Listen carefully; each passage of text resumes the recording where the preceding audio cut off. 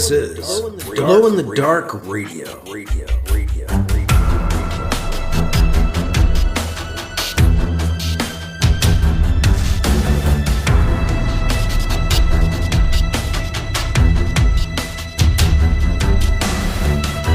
The Science Fiction Podcast, with original independent science fiction, written and performed by Mike Luoma, with music by Kevin MacLeod. The Vatican Assassin Trilogy and The Adventures of Alibi Jones by Mike Luoma are available in ebook, trade paperback, and audiobook wherever you find your books online. Get links and details at glowinthedarkradio.com. This is the Science Fiction Podcast, Glow in the Dark Radio. I'm your host, your writer and reader, Mike Luoma, and I've got a short story. Not quite a standalone short story, but still one that's possible to enjoy as a standalone short story. It is Alibi Jones and Remember Two Things. About Time was the first short story in this cycle. Remember Two Things is the second one. We are now into the time war of the Devrizium, as we continue to make our way through the Adventures of Alibi Jones' Chronological Omnibus, the first time these stories and tales have been shared in their chronological order on the podcast. The time war of the Devrizium is told through short stories to help create a deliberate sense of disjointedness, which this week's story, Remember Two Things, takes full advantage of. Alibi remembers the events we heard last week in the story About Time, but what he remembers and what we saw happen are now two different things, and Alibi Jones actually knows he's remembering two different things. He knows he's remembering things wrong. Or is he? That's why I've borrowed the title from the Dave Matthews Band and called this one Remember Two Things. It's coming up on this episode of Glow in the Dark Radio. In book news next week, next Saturday, the 18th of October, I'm part of the Green Mountain Book Festival with special guest John Scalzi. Now, I'm on a panel on humor in science fiction, which is at 3 p.m. at Phoenix Books in Burlington. Now, I just was checking their site, the Green Mountain Book Festival site, and I now see there's a $5 cover charge for the panel. But your ticket can be used toward purchase of books at Phoenix Books. I didn't know there was going to be a cover charge, but at least you can get it back on a book buy, I suppose. Again, that's next week, Saturday the 18th, the Green Mountain Book Festival, a panel at 3 p.m. at Phoenix Books in Burlington on humor in science fiction. A big thank you to patrons who keep the show and everything else science fiction-y going here. You can become a patron, a Glow in the Dark Radio patron, at patreon.com, Patreon, patreon.com/glowinthedarkradio. I have 3 different levels, $2, $5, or $10 a month, and it helps pay for hosting and pay for the podcast and keeps everything going. I could not do this alone, so I do thank you for your help. Those of you who are patrons, a small but loyal few, I thank you once again. Coming up next, we're getting into Alibi Jones and the Time War of the Devrizium. Remember Two Things on Glow in the Dark Radio. Hi, I'm JC. My co-host Cindy and I host the Fix It Home Improvement Podcast. We cover projects that every homeowner should know and top-rated products for home and garden. And for fans of Mike, we keep you posted on new smart home systems and products like robot vacuums and robot lawnmowers that seemed like science fiction not too long ago. You can check it out on your favorite podcast app. It's Fix It, Fixit, Home Improvement.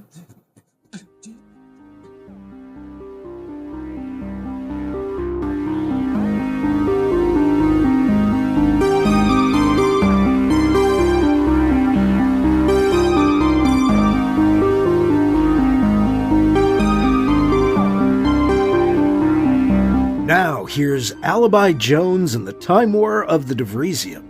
Remember two things on Glow in the Dark Radio. I did not need to kill you this time. Interesting. I take this box and leave you instead with this knowledge. The rise of the Devrizium is coming. You may evade my blade, Madone says. But you cannot stop us, Alibi Jones. The Devrizium and the travel box disappear. A voice in the back of Alibi's mind objects at the replaying memory. That's not right. Then how did it go? For reasons unknown, time is protecting you from my death blows. The Devrizium springs, bringing down a mighty blow with his sword. But again he misses Alibi. Madone again growls in frustration. I am denied, the alien cries. The Devrizium drops the sword's point toward the ground, looking defeated. These events have not occurred before at this point in the timeline. Could this change the Great War? Alter the rise of the Devrizium? War? The what? Alibi is struck by what the alien just said. A safe trooper brings his gun down level and fires at the back of the Devrizium. Fwash! The blast cracks the armor of the Devrizium's sword-wielding shoulder. Ah! The Devrizium cries, its sword and sword arm hanging useless at its side. Madone's other arm reaches up as it tries to stem the flow of an oily cloud of something oozing out of the crack in the exosuit. My suit fails me. The containment field is rupturing. Things have changed. Time has shifted. This is all wrong. The alien jerks with a spasm. A wave of time energy ripples out off the Devrizium with a loud thrum. The cloudy gray oily stuff spews out of the crack in the armor and floats in the air around the Devrizium. The Devrizium lurches forward and flings its good arm over the box on the table. None of the humans in the room can get near it. The ooze now gathers around Madone in a loose cloud of gooey smoke, keeping them at bay. The armor looks like it is breaking down, disintegrating. The seams of its suit now all leak the floating black ooze. The Devrizium pulls the box against its chest. It seems to be collapsing, imploding, the armor exosuit shriveling up. Space and time around it also collapses. The air warps and blurs as time goes out of joint around the alien. The humans in the room shield their eyes and lean away from the developing vortex. A strange sound begins to build.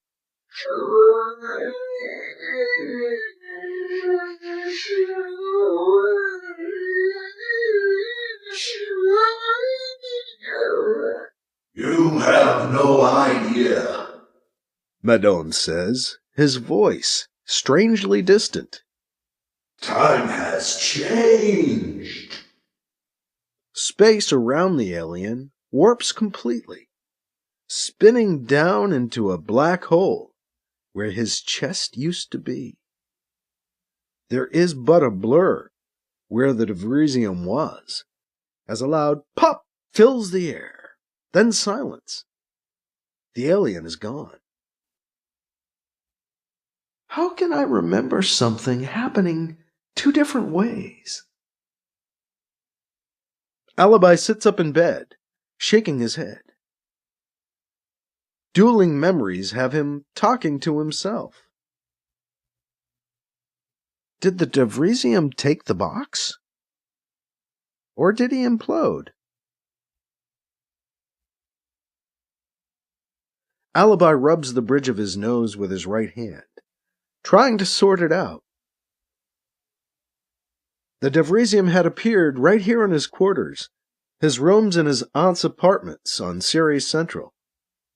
There are still sword marks in the kitchen area. Ceres is a dwarf planet, the largest asteroid in the solar system. Humankind built a base there about 25 years ago. Ceres Central is built into and on top of the asteroid's rocky crust. It's become a major hub for interstellar traffic and trade. Ceres Central is home to several alien trade delegations and embassies. The former leader of the Solar Alliance, Anita Capituna, is the station's governor. She's also the CEO of the SA's primary R&D corporation, the Project, and the aunt of Alibi Jones. She raised Alibi from the time he was 3 years old. Alibi has also known some of the Project's scientists since he was a boy.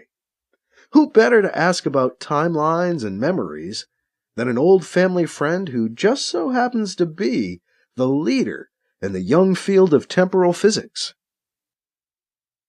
When Alibi tells Krish about the dueling timelines he's remembering, Krish tells Alibi he's on his way. The old doctor leaves his lab on Rigel 4 and heads to Ceres Central to look for temporal evidence. "Thanks for coming, Krish," Alibi says, letting Krish into his living room on Ceres Central. Krish is a white-haired but balding older man of Indian descent. An old-school scientist, as usual, he's wearing his lab coat. "I'm hoping the famous Dr. Krishnavurti can help me with a problem." "Oh, must be a big one," Krish says. "Don't think I ever hear you use my full name, Alibi." As they shake hands, neither notices a blurring rift, a temporal disturbance forming in the air behind them. A slightly perceptible buzz begins as well, a low humming sound. "I hope this doesn't sound too strange, Krish," Alibi says. "But it feels as if I have two sets of memories in my head." Before Alibi can continue, the rift opens up. The humming grows into a loud bass thrum that fills the air. The armor-clad alien, Madon, steps through the rift into Alibi Jones's living room, carrying his time sword and surrounded by temporal energy. The Devrizium turns, apparently surveying the room and its inhabitants. Alibi and Krish are alarmed at his sudden materialization. "You? You're dead!" Alibi exclaims. "At least I thought you were." "One of the Devrizium," Krish wonders aloud. The three stand facing each other in Alibi's living room on Ceres Central. Madon of the Devrizium points his time sword at Alibi. "Something is not right," the Devrizium says. "Alibi Jones, you are an anomaly." "What else is new?" Alibi says. Noticing Krish, Madon turns and addresses the doctor. "Ah, human time travel expert Krishnavurti?" Alibi is on the move. Protective, he tries to get between Krish and Madon, but Madon actually lowers his time sword. "Don't answer!" Alibi shouts. Krish looks fascinated by the Devrizium in its exosuit. His curiosity stirred at seeing the rarely seen alien. "Yes?" Krish answers anyway. He peeks out from behind the overprotective Alibi as Madon of the Devrizium addresses him again. "Have you found your time travel technology has ceased functioning?" the Devrizium asks. "It's a trap," Alibi says. "Don't answer him, Krish." "Actually," Krish says, pushing past Alibi to talk to the Devrizium, "yes, our temporal tech has stopped working." Madon lets the tip of his temporal sword rest on the ground so he can converse with the scientist. "Interesting," Madon says. "as has our own. My suit no longer moves me through time. I can only teleport. Only teleport, Alibi says. He can't help chuckling. We hoped it was temporary, Krish says. We Devrizium believe time is broken, Madone says. A sound distracts them. Madone, Alibi, and Krish all turn to look as the door to the living room slides open. Alibi! A familiar voice calls out. Krish walks in. That is, a second duplicate Dr. Krishnavurti walks into the room. The two Krishes stare at each other. Alibi and Madone can't help themselves and also stare at the new Krish. Oh! The new Krish exclaims. A puzzled look crosses his face. This timeline, this pass, Madone says, trying to continue. There's a loud pop. The new Krish disappears, leaving a temporal cloud in his wake. The other three look on in disbelief. Well, Alibi and old Krish do. Hard to tell about Madone. This pass, I was saying, is a dead end, Madone goes on. And I cannot leave. Speaking of dead, Alibi says to Madone of the Devrizium, I remember you imploding. Do you now? Madone asks. Curious. That would explain much. Yes, very curious, Krish says. The old scientist has overcome his awestruck first impression and now begins examining the Devrizium from afar. I'm lost, Alibi says. He shrugs.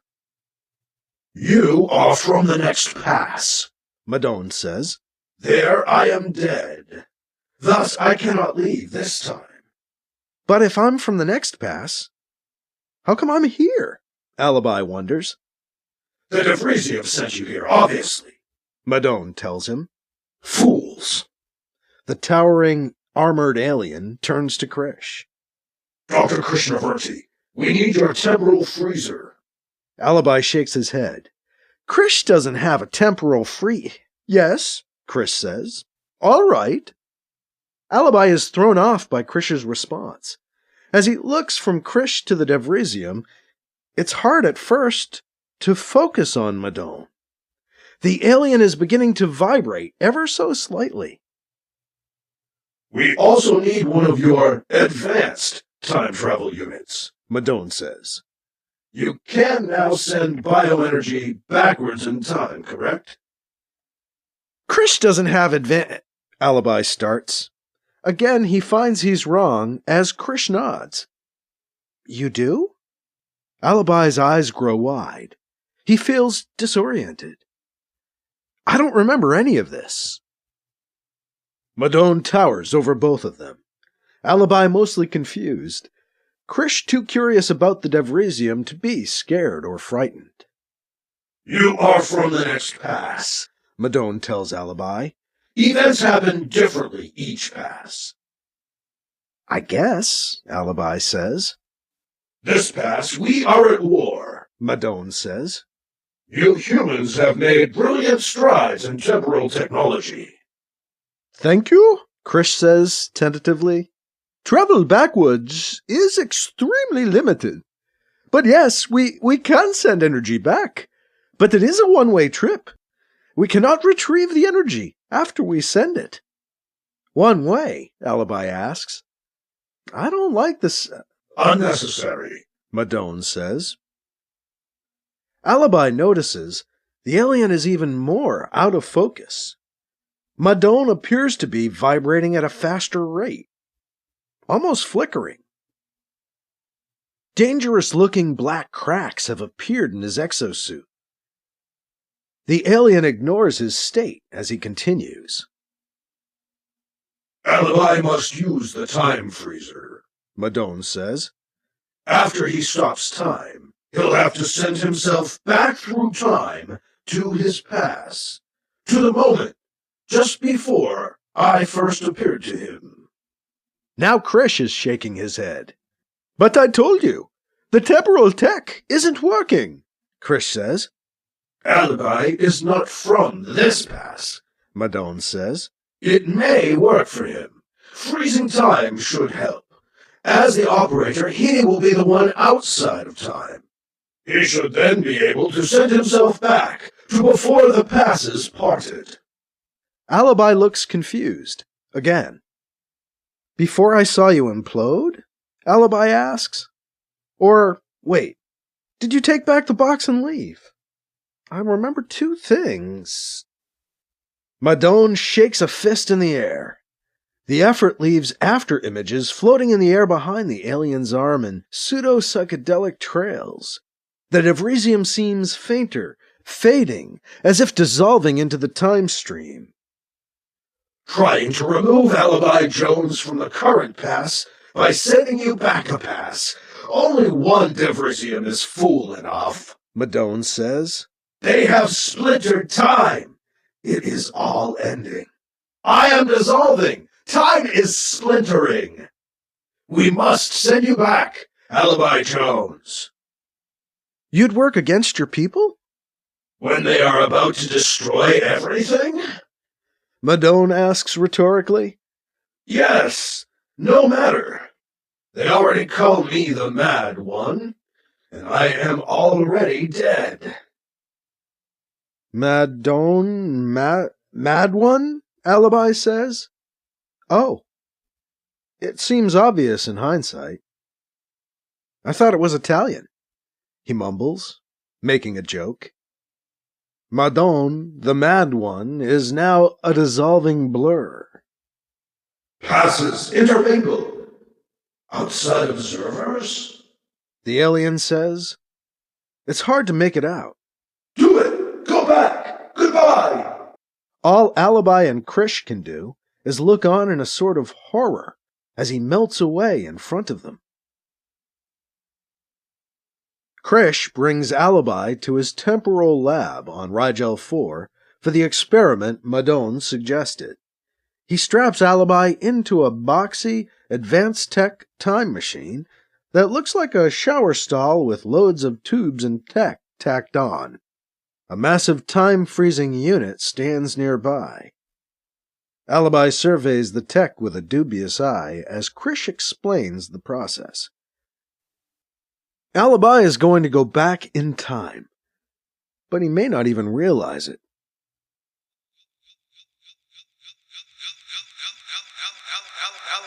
Alibi Jones is glad for the alone time his vacation at his Aunt Anita's on Ceres Central affords him. He's found staring off into the stars to be kinda therapeutic after the chaos of recent weeks. Whoa! An involuntary gasp leaves Alibi as a jolt of déjà vu hits him.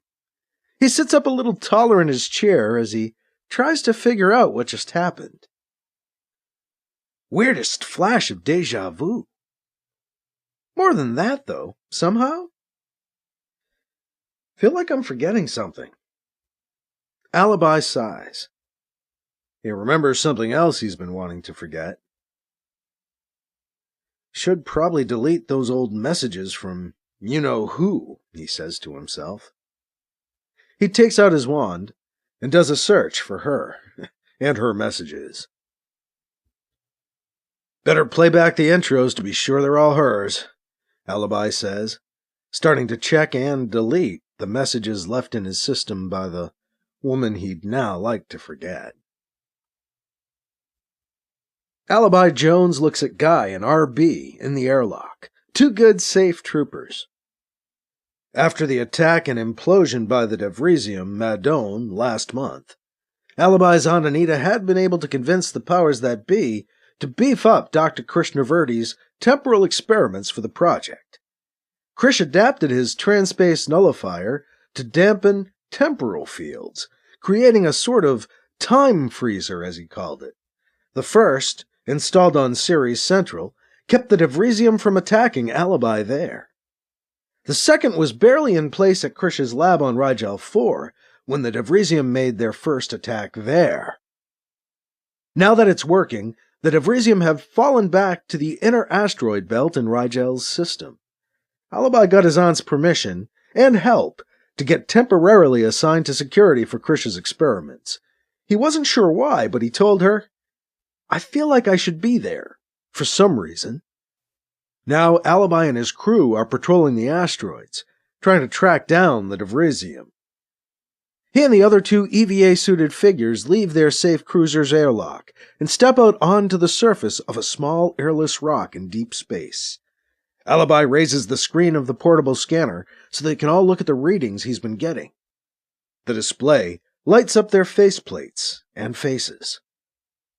Krish said this should be the energy signature of the Devrizium, Alibi says. That mountain may not be what it seems. Let's head for that opening. Alibi leads the other two towards a cave on the asteroid's surface. Only one way to find out, he says. As they walk into the mouth of the cave, Alibi stops the other two. Wait! The two men turn, looking at Alibi, puzzled. I just had a massive flash. More than déjà vu, Alibi says. The Devrizium are here. And they'll massively overpower us. I remember now. This is where I get captured and sent back to the last pass. Guy shakes his head. What? RB says. You two die.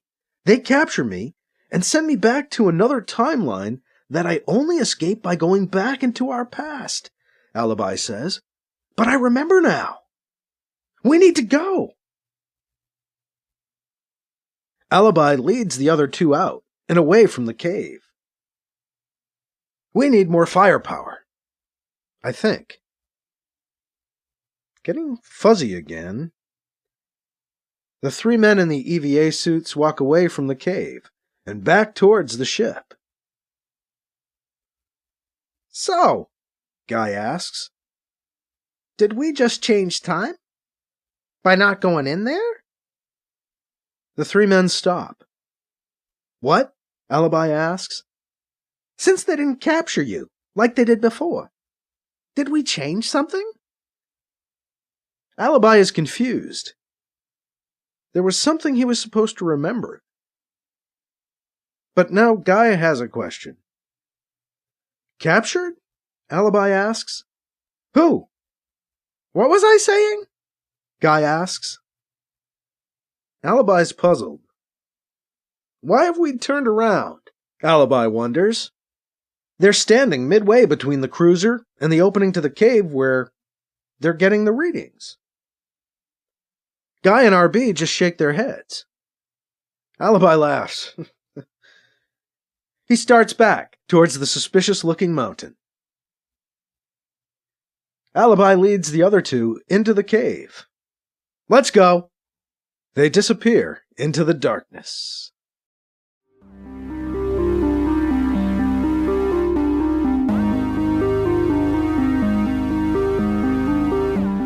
That was Alibi Jones and the Time War of the Devrizium. Remember two things on Glow-in-the-Dark Radio. Alibi Jones is fighting a time war against the Devrizium, and sometimes it seems like against time itself. The Devrizium alter the course of events and speak of past passes as they see them, different timelines. What pass is Alibi in now? When will he wake up next? It's hard to say. He's disappeared into darkness. When he reappears on our next episode, in the short story Memory Yet Green, he's in an entirely different situation. And much older? Join us next episode as the Time War of the Devrizium continues on Glow-in-the-Dark Radio. And once again, recapping book news, a big thank you to patrons who help keep the show glowing. Thank you, thank you, thank you. And if you want to get involved, just go to patreon.com/glowinthedarkradio. You can become a member for $2, $5, or $10 a month. Once again, that's at patreon.com/glowinthedarkradio. And I'm part of the Green Mountain Book Festival with special guest John Scalzi coming up next weekend on October 18th in Burlington at the Fletcher Free Library and at Phoenix Books. I'm going to be doing a panel on humor in science fiction at 3 p.m. at Phoenix Books in Burlington. There is a $5 cover charge for the panel, but your ticket can then be used toward a purchase of books at Phoenix Books. I didn't know they were going to do this cover charge, but I just looked up the event and saw they were, so I thought I'd pass that along. At least you get it back on a book buy. And that is all for this week. I'm your host, your writer and reader, Mike Luoma. Thank you again for listening to Glow in the Dark Radio.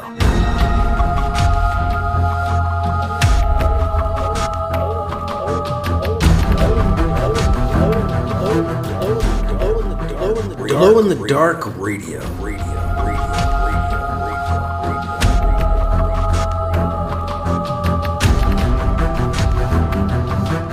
This podcast presentation is copyright 2025 by Michael F. Luoma and is protected under a Creative Commons Attribution, Non-Commercial, No Derivatives 4.0 International License, CC by NC-ND 4.0. Music by Kevin MacLeod. You can find his work at incompetech.com.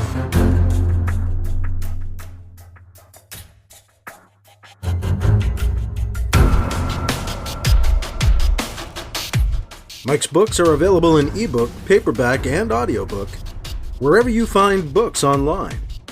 Get links and more details at glowinthedarkradio.com and mikeluoma.com. This has been a presentation of Glow in the Dark Radio.